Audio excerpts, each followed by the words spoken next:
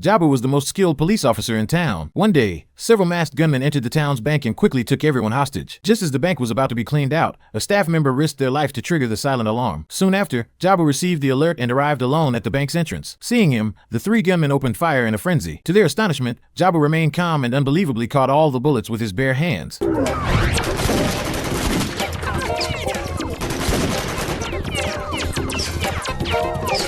Seizing the moment while the robbers were stunned, Jabu crushed the bullets into a single grenade and hurled it behind him. Amidst the massive explosion, he instantly drew his pistol and shot the weapons out of all three robbers' hands. He then tossed his pistol into the air. After a 1,080-degree spin, it landed perfectly into his crotch. He immediately gyrated his hips to chamber around. Then, just as in the opening scene, two of the robbers dropped instantly. The lone survivor was frozen in sheer terror. Calmly, Jabu wiped the smoke from his gun barrel. Like kicking a shuttlecock, he used the pistol to knock the last robber unconscious. Afterward, to get revenge on the police, the criminal gang used an RPG to flatten the police station before fleeing by car into a forest. But Jabu wasn't about to let them get away. Facing over a dozen muzzles aimed his way, he calmly took a pistol from a colleague and plunged two handguns into a tree. Next, he prepared to demonstrate his signature, one-of-a-kind move.